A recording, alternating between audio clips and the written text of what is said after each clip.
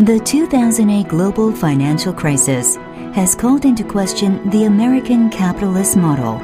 The current crisis could similarly spur major Asian economies, make governments more transparent, efficient, and accountable. The question, however, is whether Asian countries will pursue economic reforms as they did after 1997, or undermine the benefits of trade by embracing anti-competitive and populist ideas.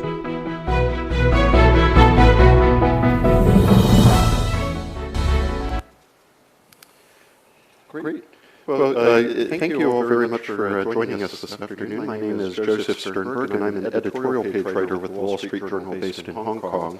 And on behalf of our panelists and myself, I'd like to thank our hosts at the Asan Institute for calling us together today for certainly a discussion of a topic that's very near and dear to me and my colleagues on the journal's editorial page.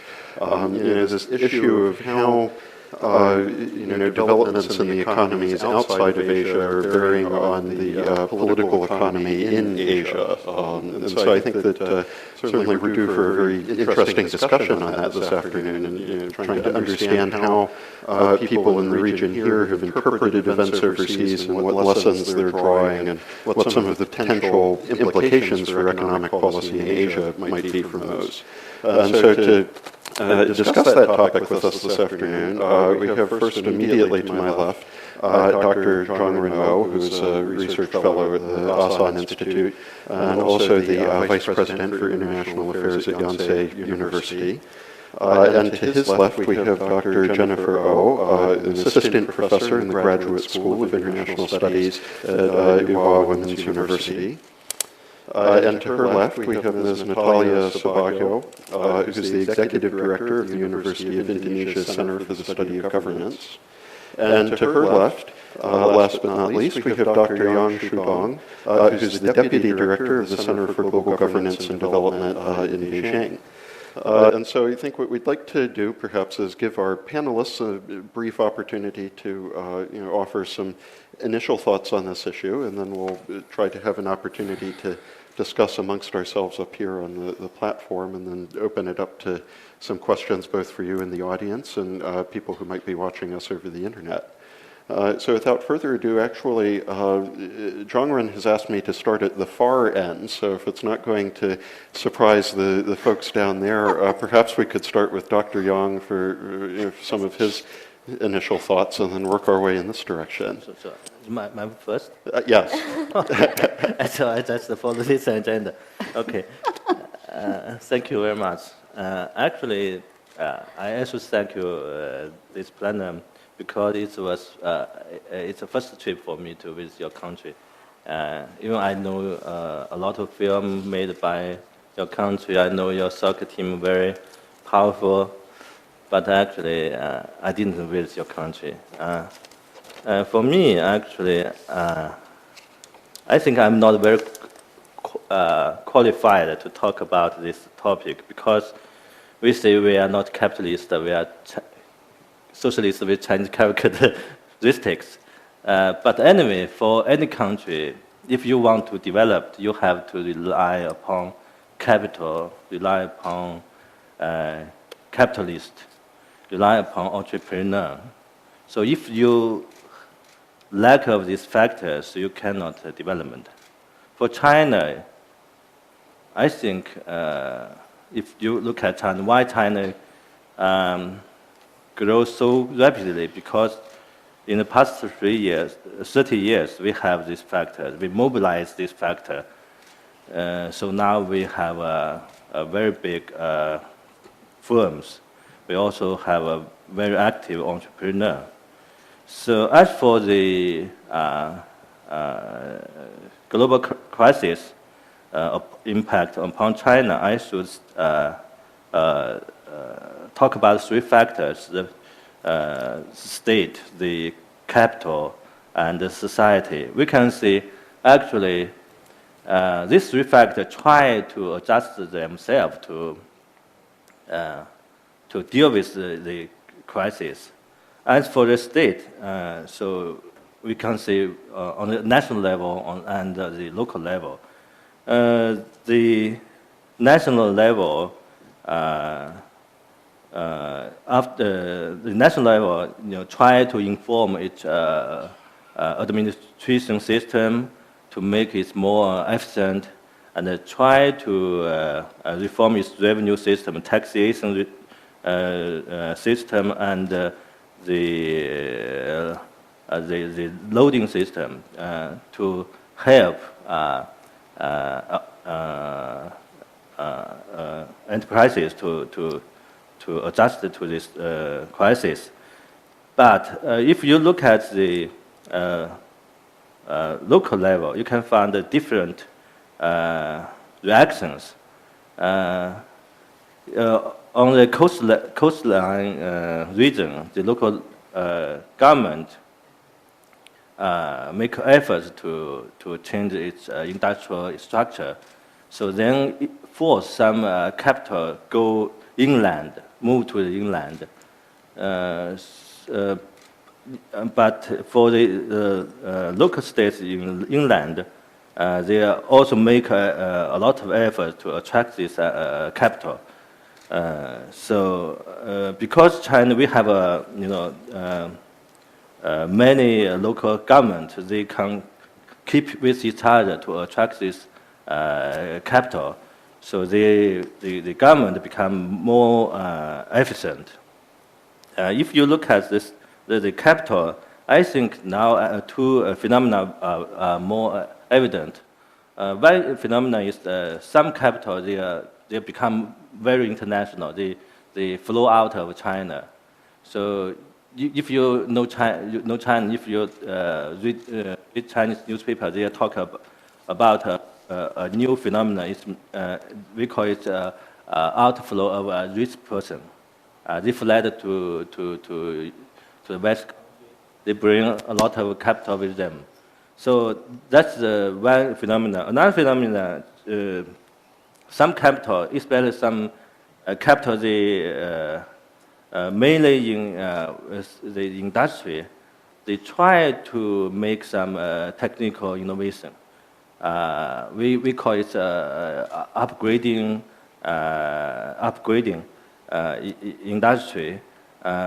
Then some capital, they shifted from the industry to some very new technologies such as networking. So it's grow very quickly. Now in China, we also have many we call venture capital. They go to some metropolitans such as Beijing, Shanghai to find some potential entrepreneur from university. So that's the second phenomenon as for capital.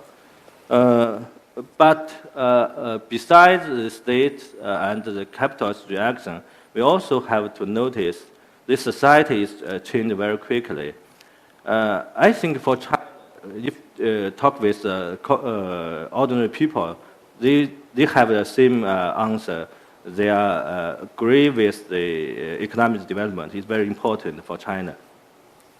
But after 30 years reform, there are now some new social problems, such as labor issues, such as environmental issues, such as social inequality. So now the society not only pay attention to economic growth, they also hope this social problem can be solved very quickly. So now they are, in some sense, in some regions, they're not very welcoming capital. They have their own option, their own selection. They are against the capital. So now in China, we can say the environmental protest is rising very quickly. Even every year, probably it's now the main factor for social unrest, the environmental protection. So on the other hand, because in China many capital they are regional capital, they are local capital. So they still have a very close relationship with local society. Probably we call it's a culture. So because they have a very good relationship with local society, so this capital can get more support from the local society, from local government, especially during the global crisis. You can see actually some capital, they return to their hometown. For example, in Fujian, it's a province in the coastline. Some capital, they left from Shanghai, they go back to their hometown to establish the new production base. That's a very worthy noticing phenomena. So then my conclusion. So for China, I think in the future, China have to balance the relationship between among state, the capital, and the society. Probably the state have to pay more attention to the request from the society, not only this request from this capital. So then it's better for its stable, sustainable growth. So that's my point. Thank you. Well, thank you very much. And Natalia, perhaps if we can come to you next. Thank you very much. Can you hear me? You cannot hear me. Oh, okay, all right. Thank you very much. Well, this is a very big topic, and I'm going to just limit myself to the Indonesian perspective. For those of you who have been following the progress of Indonesia, you must well know that Indonesia has gone through several crises in its history. And so the 97-98 crisis, which was so life-changing for us, was not really the first crisis that we have had. We have had crises in the 60s. We had the crisis with the Pertamina oil case in the 70s. And then after the fall of the oil price in the 80s, we had another crisis. But then was different to now.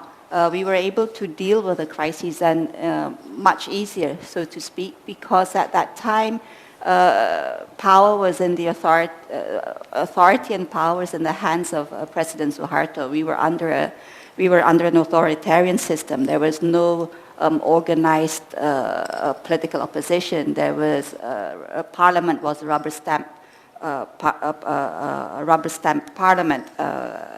Business interests colluded with power, and so it was very much more manageable. But at that time, even though our institutions were weak, we were able to overcome the crises that we faced. But then again, after the success of the 80s, then came the 90s, and we call it the decaying 90s. And that was the time during which President Suharto transformed the way our economics was run from a developmental state to what has been described as a predatory state, in which power became even more concentrated within the Suharto family, not just the president. It was rent-seeking, there was abuse of power, there were a lot of dubious development projects, a lot of off-budget items. And so this, not surprisingly, then led to the 97-98 crisis, although we have to admit that it was the reaction to the Asian financial crisis on the whole. But the 1997-98 crisis was, we were the hardest hit of all the countries in the region. It took us almost 7 years to regain what we had achieved prior to the 97-98 crisis. And we were basically one of the last to graduate from the IMF supported stabilization program. But that crisis gave us the opportunity to to change, well, not to change, but to reform our country from an authoritarian country to a democratic country. So it has been a life-changing experience. And so when the 2008 crisis came, we were better prepared because of the reforms that had taken place. And we were also not that much connected to the US economic situation at that time, although we were impacted. But the fall of Suharto enabled us to do several things. We were able to undertake political reform. We basically started our democratization process after the fall of Suharto.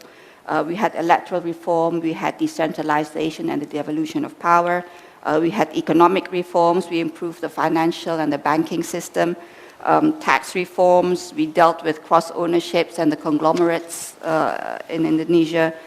We improved tax reform, customs reform.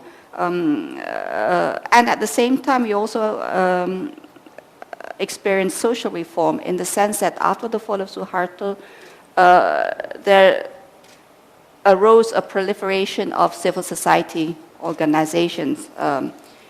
Civil society organizations were addressing issues that governments were unwilling to address. We constantly kept up the pressure. Of course, there's freedom of the press. I think our press is probably the most free of all presses, although there are signs of backsliding because of the ownership of our major media outlets. Corruption eradication was also something that we were able to seriously address after the fall of Suharto. We are still attempting to undertake legal reform of the law enforcement agencies. We established the Corruption Eradication Commission, which is a model for many CECs in the region. We've set strategies, both midterm, long-term strategies on combating corruption. And also one of the priorities of the current government is to do administrative reform, bureaucracy reform, primarily so that the bureaucracy is more in keeping with the demands of the 21st century. It has to change its mindset from being one of power into one of a stress on service, on public service. It has to start thinking about greater transparency and accountability in the way it runs in government. And also the open government initiative that was earlier mentioned by Professor Krasser is something that we are ascribing to. So these are changes that would not have been possible 20 years ago during Suharto's period.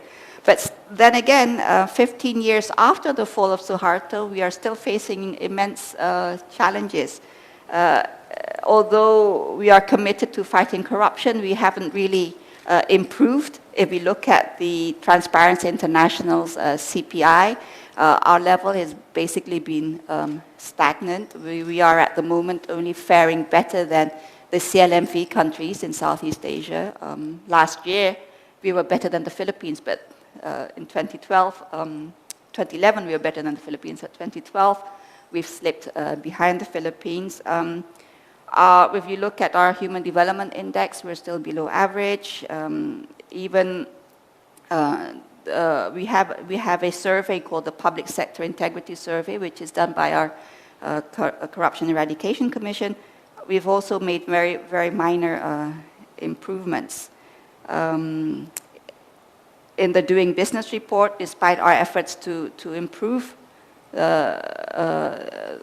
doing business in Indonesia, we haven't made significant progress. And so the question is, are the reforms that we're undertaking, are they sustainable? It depends on whether you're taking the optimistic view. If you take the optimistic view, you would want to say that all this is part of the process of consolidating our democratic state, that if we continue to strengthen our institutions, if we continue to stress transparency, accountability, and participation, and then widen the scope of citizens' participation in the decision-making process, we will be able to see significant progress.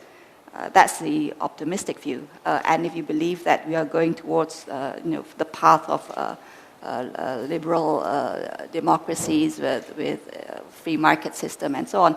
But the other side of the coin, or not the other side of the coin, if you look at the glass half empty, you will find that the democracy that we are facing is more towards an oligarchic democracy because of corruption that is so intense and so wide, the scope. We see now political interests, business interests interacting with the economic policy setting, with corruption involving political bureaucratic elites combined with the economic players.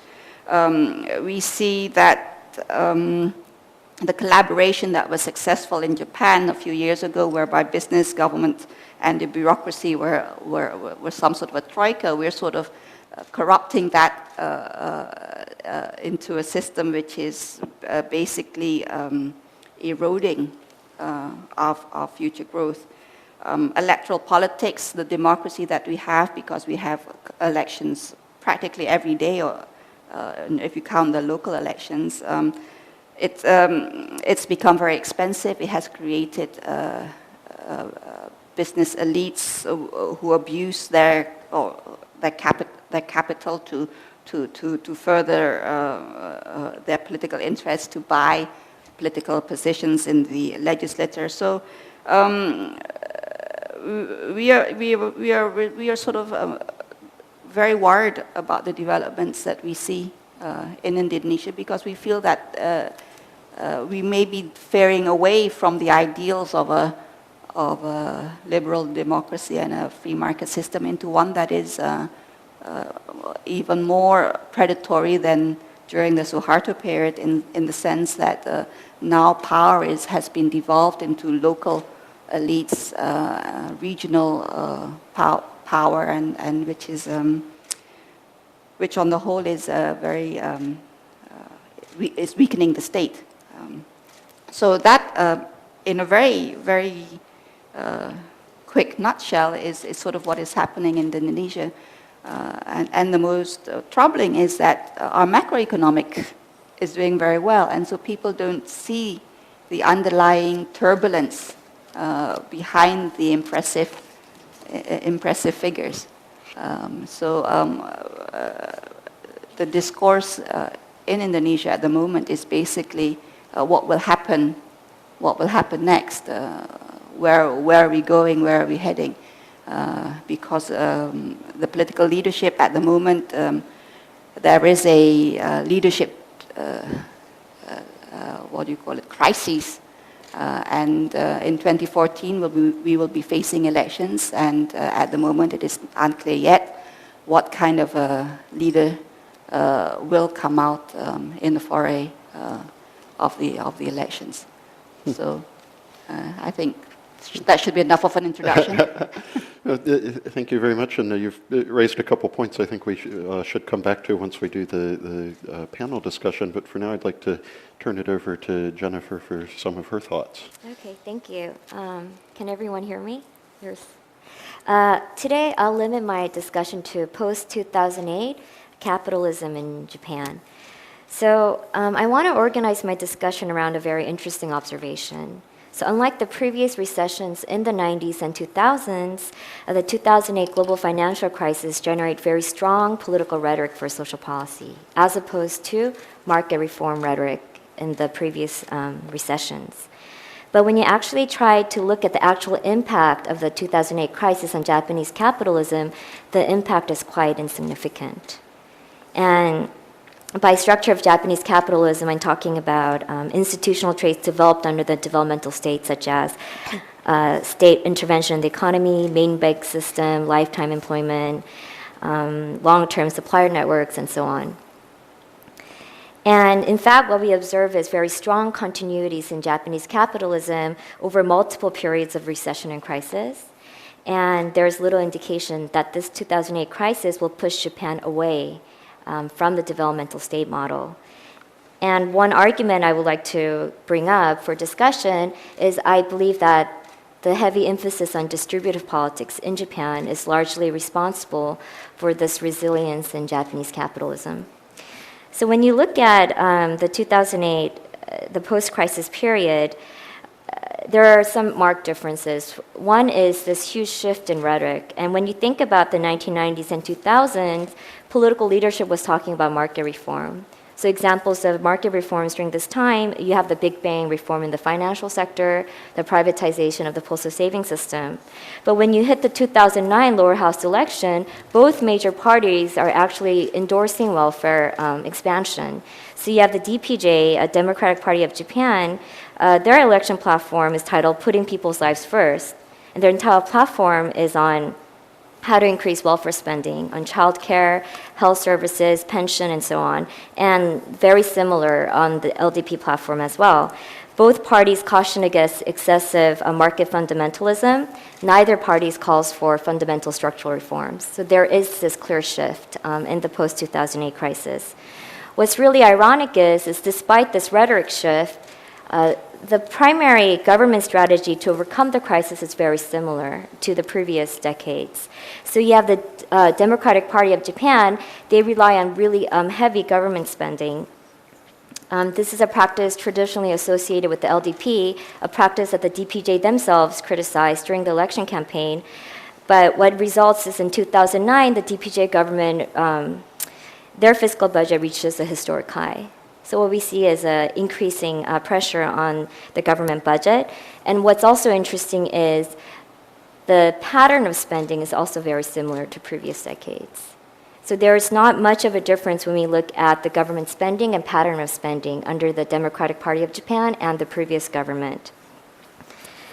And so the one implication we can get is irrespective of whether the government pushes for market reform or welfare expansion, the strategy they use is large government spending.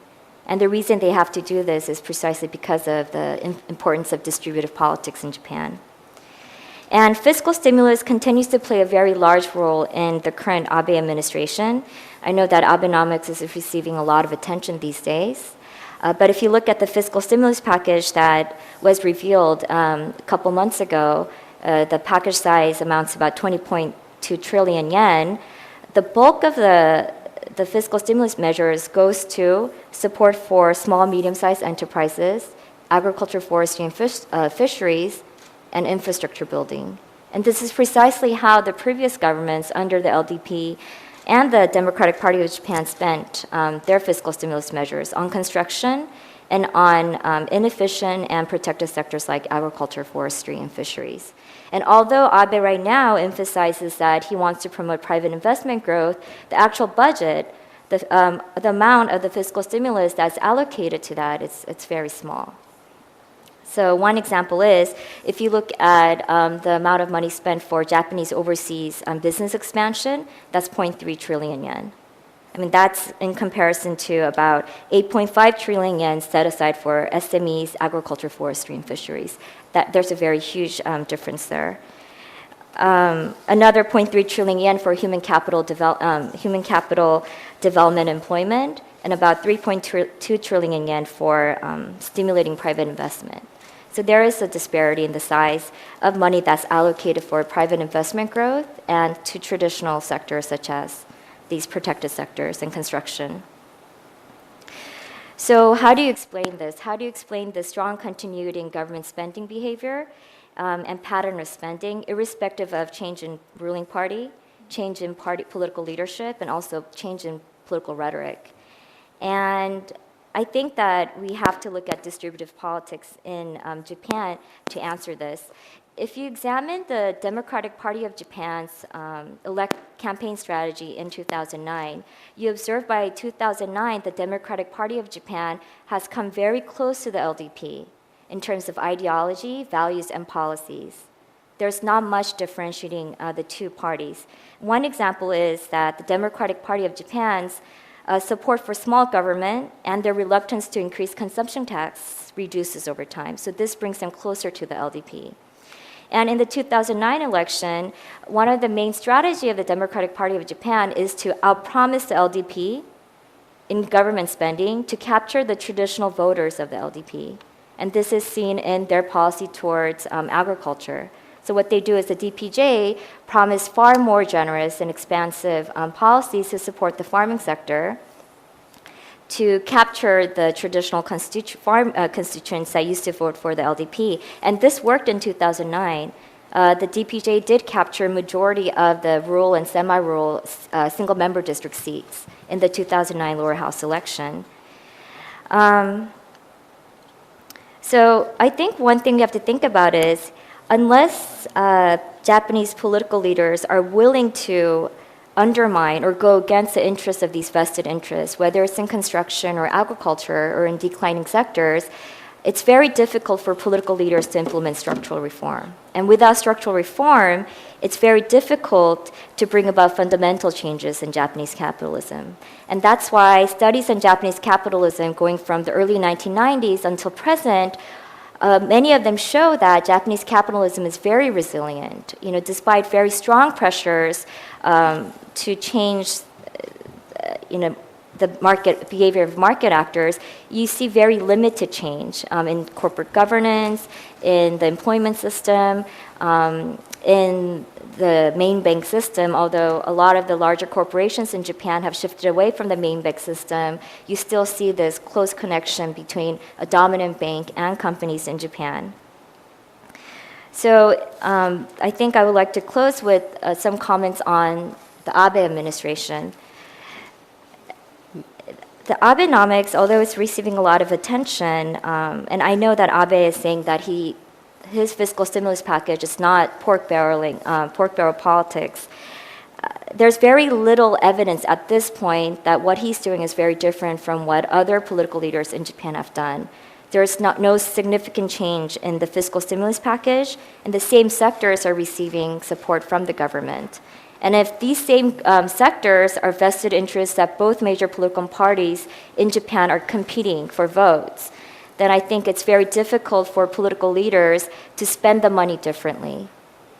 And so if you look at even Japan's approach to the TPP, the Trans-Pacific Partnership, and Abe, in his attempt to try to get domestic support for the TPP, he has promised that he will protect Japan's agriculture and its food at all costs. And this is Abe's position, even though he is trying to actively bring Japan into the TPP and have this negotiation be accepted domestically.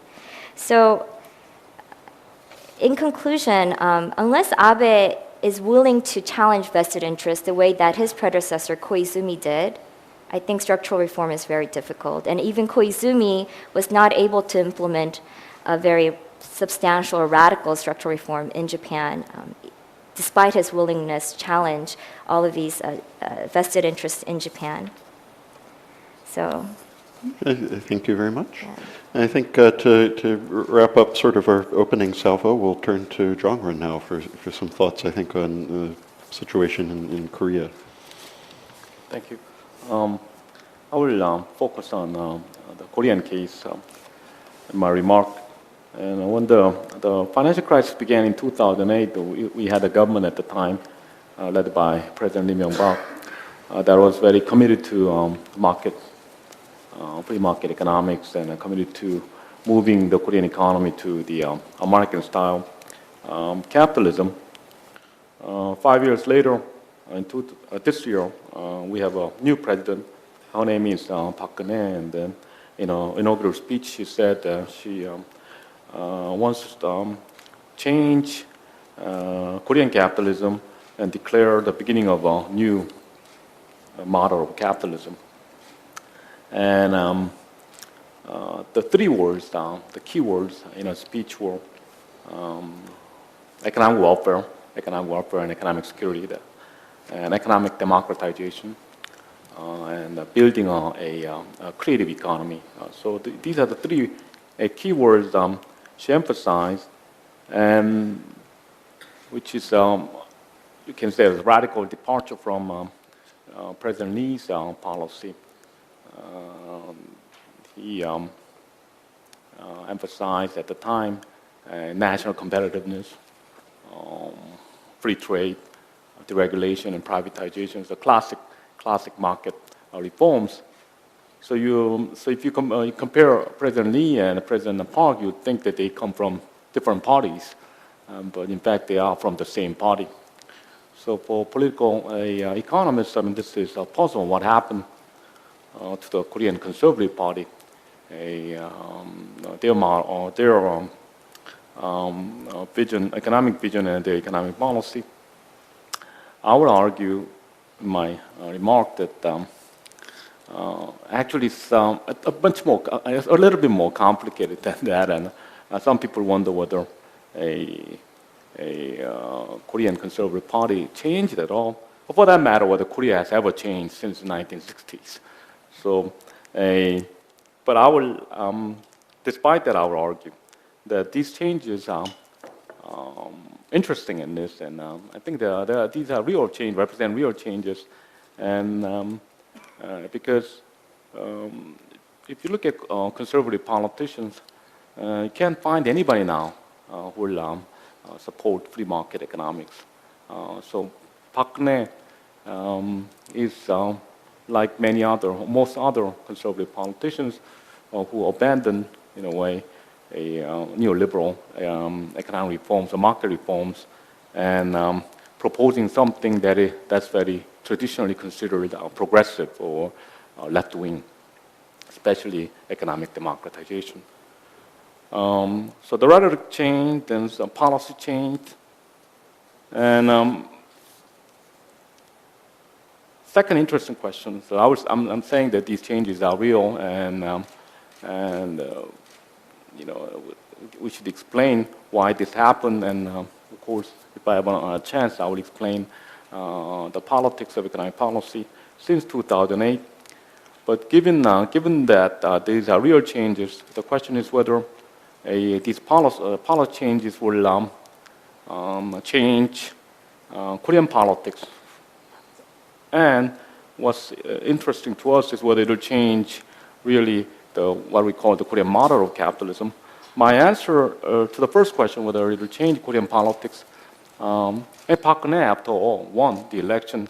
And if you talk to Park Geun-hye advisors, many of them will say, well, we haven't really changed, given up free market economics, but we just had to win the election. So, you know, I'm doing research now whether actually Park Geun-hye's shift to the left on the economic dimension actually won many votes for her.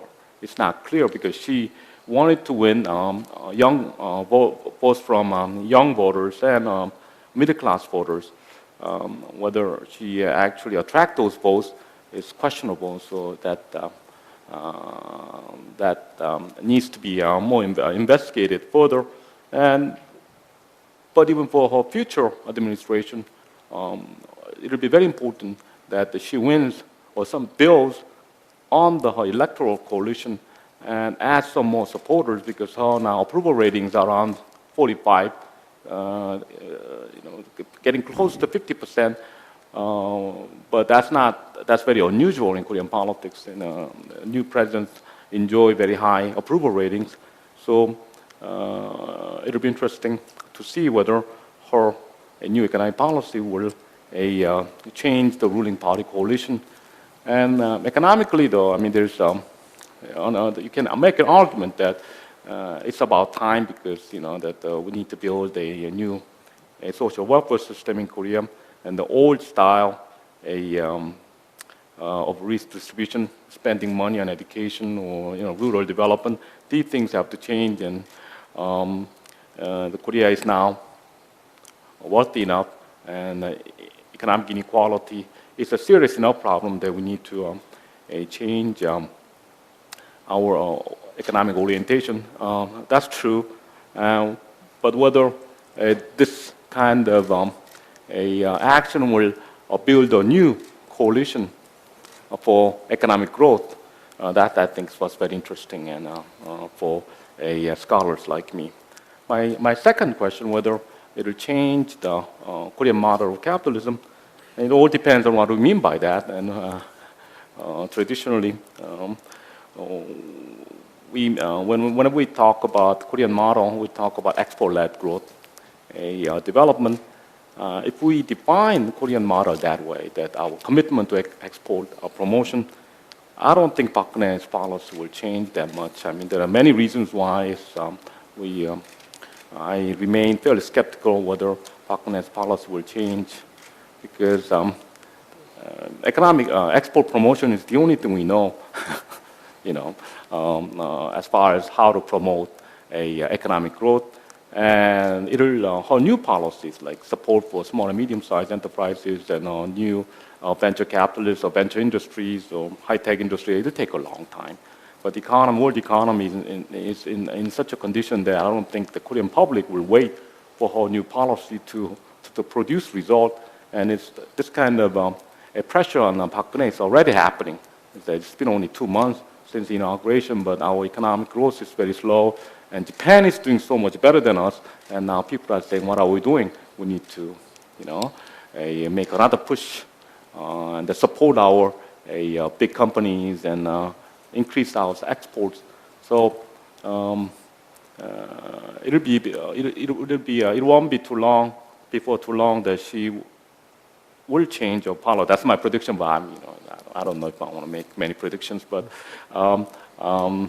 so if we think of the Korean model as the one based on export-led growth, I don't think Korea will change. And what this means is that the implications of this retrenching of the export-led model is, of course, is predictable.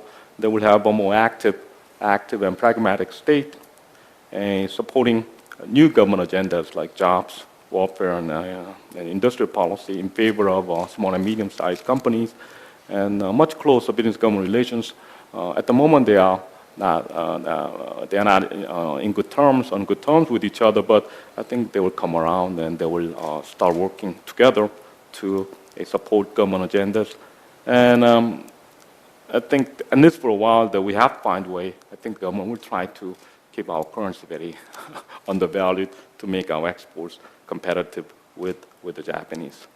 So this is my remark. Well, thank you. I am going to be keeping my eye on the watch so that we have some time for audience Q&A at the end. But before we get to that, I just will take the opportunity to ask a couple questions to our panelists myself. Really, my question boils down to the second of the three guiding questions that we had for this panel, which is how has the 2008 financial crisis affected the political discourse on capitalism and the market economy in East Asia? And I'd actually like to sort of zero in on maybe two components of that can each one can get directed to two different panelists. And so I'd like to start with our experts on China and Japan, just by asking about what the understanding in East Asia is of what happened in the West in 2008. It seems that if you want to talk about how a financial crisis in America or Europe is going to play out politically here, a big question has to be, what does the public understand about what the problems were? I mean, this has certainly been a battle we've been fighting, my colleagues and I at the Journal, trying to argue this wasn't necessarily a failure of capitalism, it was a failure of specific government policies. But I'm always curious about how that message filters down, and what people in China or Japan, for example, think about what caused the crisis. How do those thoughts affect their own economic policy views? So perhaps, Xuedong, if we can turn to you first, I mean, for more of a sense of what is the common understanding in China right now about what contributed to the crisis in the U.S. and what China should do to avoid following a similar path. Yeah. Okay. I think if you ask ordinary people in China probably don't know what's the global crisis. But if you ask the officials, especially local officials, they will say, yes, we are now facing a very big crisis because their revenue reducing very rapidly, especially in 2008 and 2009. Because in the coast area, the local government's revenue mainly from the export. So because the factory cannot work, so there's no export, so they have no income, then the revenue reducing. Of course, some country also fled to inland, also from the Southeast Asia, for example, Vietnam and Cambodia. So for them, they feel it's very strongly. So how to deal with this crisis? I think if you look at the national policy, probably two main measures. One is how to create domestic demand. Because in China, probably in South Korea, Japan, people have a strong tendency to save money. They don't want to expand. In China, it's very serious. So because in China, because we have no very complex social system, especially the social security system, so the people have to rely upon themselves for their life. So then the national government now invests a lot to establish the social security system, to try to encourage people to consume. But for me, I think it's a long way. So because you have to change the people's tradition mindset. So another, I think the main measure is the national government and some local government try to to quicken the industrial upgrading. Because now for China, we still rely upon the labor-intensive industry. So they want to make this industry more capital-intensive or technology-intensive. But for me, it's also very hard to change this industrial structure very quickly. Because on the one hand, if you want to change it, but you have to solve the unemployment. So we have a very huge labor force. So if there's no this labor-intensive industry, how people to find their job? It's also it's probably the big issue for the government. Anyway, if just look at the people's life, the ordinary people's life, I don't think the global crisis influence people's life very seriously. Probably it's different from from that in the United States, because in China most people they have their own saving, so they didn't didn't loan to make life. They just rely upon their saving to make life. So that's totally different, probably. Mm-hmm. Jennifer, I wonder if you can comment a little bit on the sort of the public opinion on the crisis in Japan, and particularly, how does the public there understand what happened in the West, and are there thoughts or sort of what interplay does that have on the political process when you then go to talk about moving along with reform or other policy issues?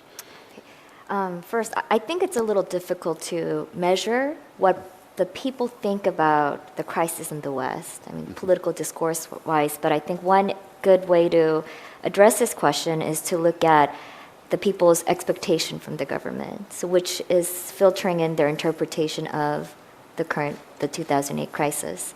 And as I said in my opening statement, I think this clear shift in post-2008 is that the 2008 crisis that occurred globally was a reminder that the state needs to continue to protect the people and continue and perhaps not push forward a lot of the neoliberal policies that they were aiming to do in the 1990s and 2000s. So if the previous recession there was some general support, some idea, sense that the way that Japan had developed the institutions, the Japanese capitalism, led to the burst of the bubble economy and the long recession, post-2008, there is this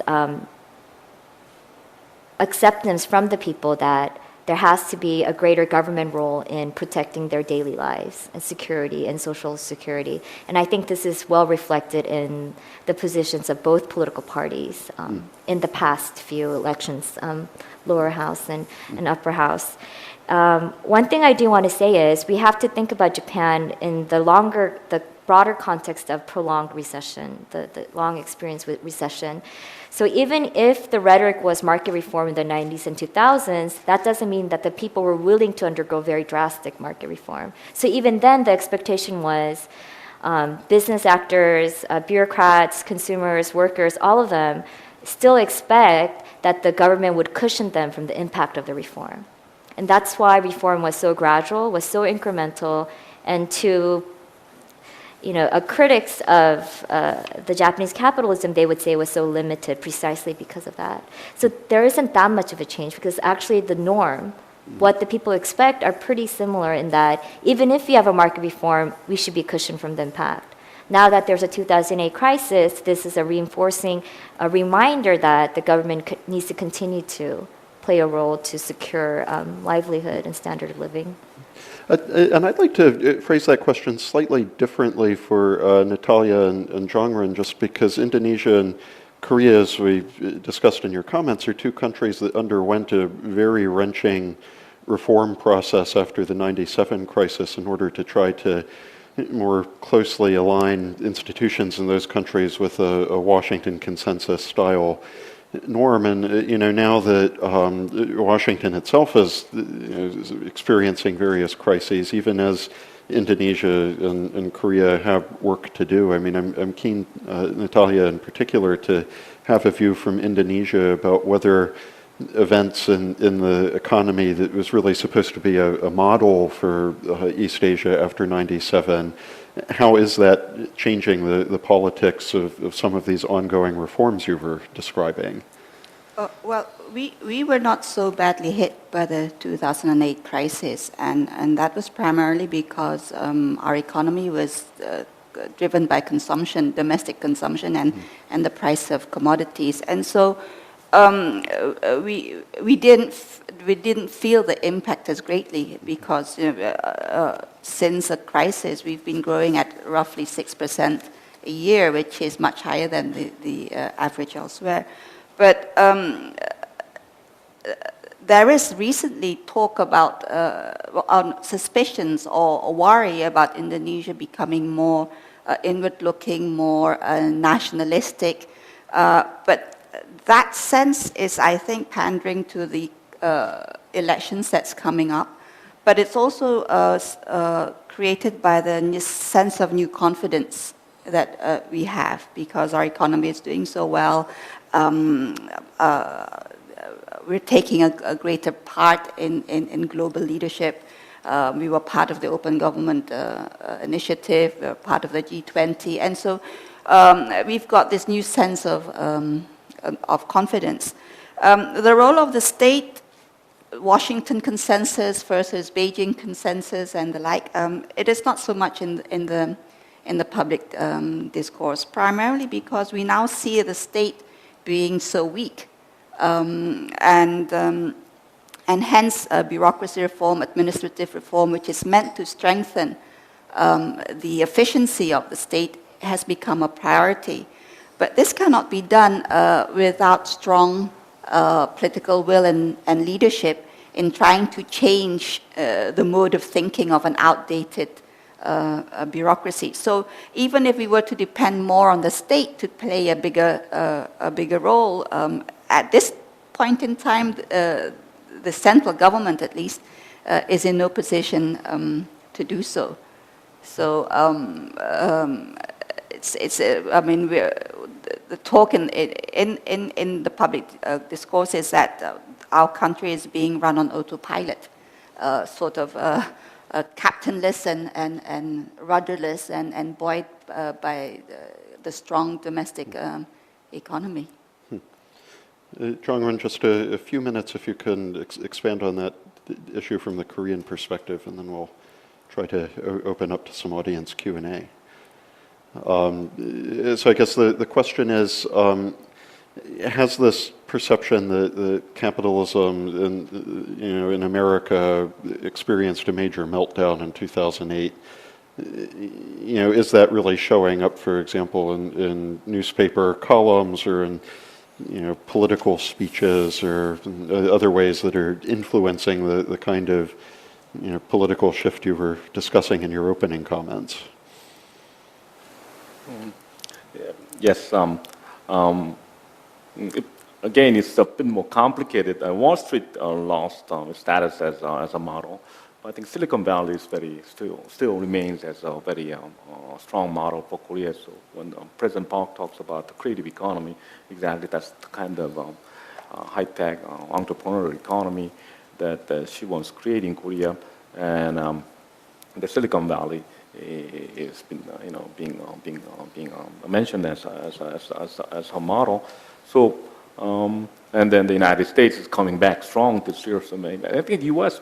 model will become attractive again to Koreans. So about your questions about in between 2008 and 2012, and we lost at the time our model, and it wasn't just us Koreans, but everybody discredit the neoliberal model or the American style capitalism.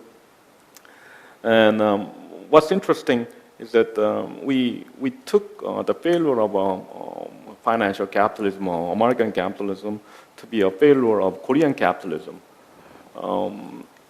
during that time, during 2008 and 2012. And if you look at the dynamics of the political discourse at the time, actually the Michael Sanders book, Justice, became a huge bestseller in Korea, and that changed the tone of discourse. Now, not only the opposition party the opposition party have been traditionally a liberal and supported bigger government, but also the conservative party and the conservative politicians just jumped on the bandwagon now. Now capitalism is. We already knew that capitalism was unstable, but now capitalism is inherently unjust, and you get the impression that some now politicians think that even growth is not good for you. So people don't talk about growth anymore. So we see from the abrupt change from support for American-style free market economics to a progressive European model, a welfare state model, a support for a welfare state model, and we can, of course, do research on these questions. But fundamentally, it's not a big surprise if you think about this, because Korean we never really had a strong liberal base. That individualism and liberalism are never been very strong in Korea, and then people like Asan would say that that the American trained economists like people like me are the ones who support these liberal ideas, but businessmen and the society people as a whole do not have strong commitment to liberal values, and so this abrupt change in political discourse I think it's a reflection of a weak liberal tradition in Korean culture, and other than that, at the moment I don't really have a good answer as to why this happened, and remains a puzzle to me. And there are people like me who continue to support the old American style capitalism, but a big minority in Korea. Yes. We can open it up to some audience questions now, and if I can just ask you to identify yourself at the beginning and then keep it brief. And so I think that was the first hand I saw back there, and we have some microphones going around. Thank you very much. My name is To Kin Woon from the Penang Institute, Penang, Malaysia. I'm not sure what I'm going to say and ask is a repetition of what has already been discussed. I am concerned over one trend. After all the crisis, or even before that, there seems to be a convergence in accepting and implementing neoliberal policies, which essentially argue that the state, especially when states want to reform, must shrink the size of the public sector, spend less, especially on social services, privatize, sell all your sell most of your state assets, reduce taxes for the rich, but in place introduce and increase rates of taxes for the poor. Now, the end result, and I think this is quite universal, I think, is a very unequal distribution of income and wealth. My question is whether this increasing trend towards a very unequal distribution of income and wealth features in public discourses, whether amongst policymakers or academics, or whether it's totally ignored. I mean, accepting it as a matter of course, or accepting it as a price to pay for so-called greater growth. Thank you. Maybe we can actually start on that question in Japan, since we were discussing earlier a broader discussion about social spending there. I mean, is inequality on the agenda? Yeah, so I would have to say that I'm not sure if Japan follows that trend that was just mentioned. I think the 1990, under Prime Minister Koizumi in the 2000 was the time when Japan had that opportunity to have drastic market reform following neoliberal policies. But a lot of studies that assess the actual impact of it show that the change is not that much, especially if you're looking at Social Security payments. Governments, the percentage of payment to Social Security, I think, is consistently very substantial in public expenditure in Japan. It's only growing over time, so we don't see a decrease. Right now, what I would worry about Japan is that major political parties are competing to give more to gain votes. So what we have is more types of subsidies and supports and various kind of income support that are being given out to groups of people in society. They're targeting more groups, whether it's parents, or the elderly, or workers, or whether it's some kind of pension support. There seems to be a push right now that both political parties are doing to give more, trying to promise more. So I'm not sure if this trend of implementing neoliberal policy applies to Japan. And even if they said they do, I think many Japanese observers would agree that they actually don't carry out with what they say, especially in these neoliberal direction. Natalia, I'd also like to maybe go to you for some thoughts on that, because I know that various reforms, especially concerning fuel subsidies, and are often in the news. I mean, how? I think, this issue of fuel subsidies and the subsidies for the poor is constantly being discussed. The government and all academics basically are united in the belief that these fuel subsidies have to be remanaged. At the moment, when fuel is very cheap, we're not talking about an increase of the fuel price to about 67 cents, which is very low. And we're spending about $20 billion alone for fuel subsidies, which is about 15% of the budget. And so we know that this issue has to be tackled. But the problem is the public, of course, would not want to see these subsidies removed. But they are in agreement of having it retargeted because they now understand that we, the middle classes, are the ones who are enjoying these subsidies. But unfortunately, the government, the leadership, is very hesitant in pulling these subsidies, especially during election year. I mean, only in the papers this morning, now they're talking about a single price. Previously, last week, we were still talking about having two different prices, but then the logistics of trying to implement this is just too difficult to manage. And so there's constant debate, and so much so that the belief is that when push comes to shove, this current government will not make that difficult decision and just remain policies as they are until elections pass. So we in Indonesia, perhaps like in Malaysia, we also have this debate about how liberal should our economy be and how do we protect ourselves from the consequences of a liberal free market economy, and that we are still continuously grappling with. But it's how to soften the impact of the system that we have no choice but to adopt. Time is running short. I did see one more hand. I thought if we have any other audience questions, we'll get you a mic.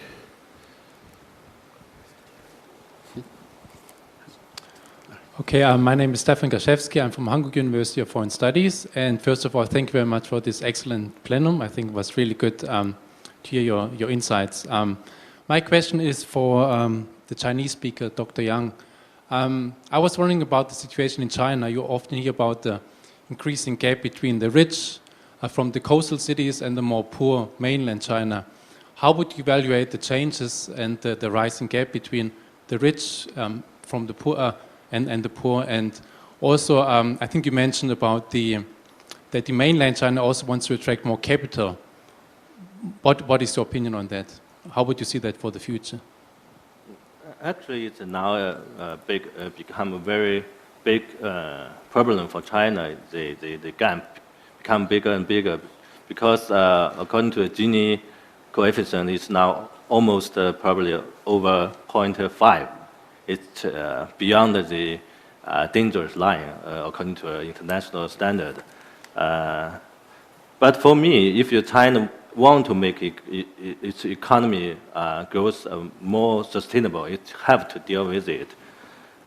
But it's also very tough job for the authority because now the local authorities, they have they are more strong willing to resist the central policy. Probably in the future we have to reform the taxation system and the revenue system. So otherwise you cannot balance the interest between central and localities. I know it's going to give our organizers heartburn, but if we can just take one more question, even though we're right up against the end. Nick, did you have your hand up? Thank you, Joe. Nick Eberstadt from American Enterprise Institute. We can talk about the housing crisis as part of this crisis of capitalism, the housing bubble in the United States. We can talk about the banking crisis, but we also see as part of this ongoing phenomenon a sort of a financial crisis of the welfare state in all of the affluent countries. And much of what we see in Europe nowadays has to do with this crisis of the overdeveloped welfare state. Jennifer mentioned that one of the public reactions in Japan to the crisis was to want government to mitigate risk and to step in to protect people. And we see that in other emerging parts of Asia with programs to grow the welfare state. How much has the discussion of the OECD welfare state problems informed the thinking about the new welfare states that are growing in Southeast Asia and elsewhere in Asia? Jongryn, maybe if you can take that, since there's a particularly active debate about these issues in Korea right now. There are two welfare models in Europe, then Nordic, and then Southern Europe. So the supporters of welfare state always talk about successful Scandinavian countries. So